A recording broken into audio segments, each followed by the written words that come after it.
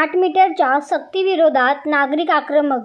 महावितरण अधिकाऱ्यांना जाब, जुने मीटर कायम ठेवण्याची मागणी. महावितरणकडून स्मार्ट मीटर बसविण्याची सक्ती केली जात असल्याचा आरोप करत कल्याण पश्चिम येथील वाडेघर येथील विहंग व्ह्यू सोसायटीतील नागरिकांनी महावितरणच्या तेजश्री कार्यालयात धाव घेत अधिकाऱ्यांना जाब विचारला. यावेळी शिवसेनेचे माजी नगरसेवक तथा उपशहर प्रमुख मोहन उगले नागरिकांसोबत उपस्थित होते. सोसायटीतील रहिवाशांनी जुन्या मीटरऐवजी स्मार्ट मीटर नको असल्याचे सांगूनही जबरदस्तीने मीटर बसविण्यात आल्याचा आरोप केला. मुख्यमंत्री यांनी विधानसभेत स्मार्ट मीटरची सक्ती होणार नसल्याचे स्पष्ट केले असतानाही महावितरणकडून हुकुमशाही पद्धतीने कारवाई होत असल्याची नाराजी नागरिकांनी व्यक्त केली. विंग व्ह्यू सोसायटीमध्ये एकूण 40 सदनिका आणि 16 गाळे असून अनेक नागरिकांनी स्मार्ट मीटरमुळे वीज बिल वाढण्याची तसेच तांत्रिक अडचणी निर्माण होण्याची भीती व्यक्त केली. नागरिकांना विश्वासात न घेता थेट जुने मीटर बदलण्यात आल्याने रहिवाशांमध्ये संतापाचे वातावरण निर्माण झाले आहे. यावेळी महावितरणचे अतिरिक्त कार्यकारी अभियंता सचिन कराळे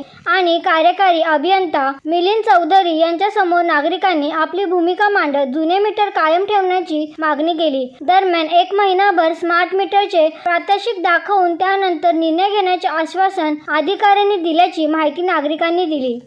छगन हिरालाल परदेशी, विहंग व्ह्यू हाऊसिंग सोसायटी, वाडेघर सर्कल, कल्याण पश्चिम या ठिकाणी राहतो आणि या स्मार्ट मीटरच्या संदर्भात मुख्यमंत्री महोदयांनी विधानसभेमध्ये सुद्धा बाजू स्पष्ट केलेली आहे की ग्राहकांवर कुठल्याही प्रकारे जबरदस्ती केली जाणार नाही, ते ऐच्छिक राहील. पण MSEBची जी माणसं आली त्या ठिकाणी आणि त्यांनी सरसकट सगळ्यांचे मीटर बदली केलेले आहेत.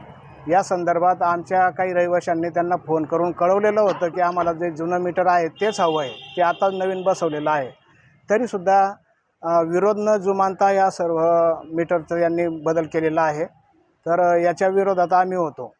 म्हणून वरिष्ठ साहेबांना आम्ही माननीय उगले साहेब नगरसेवक, माजी नगरसेवक यांच्या मार्गदर्शनामध्ये येऊन भेट घेतली.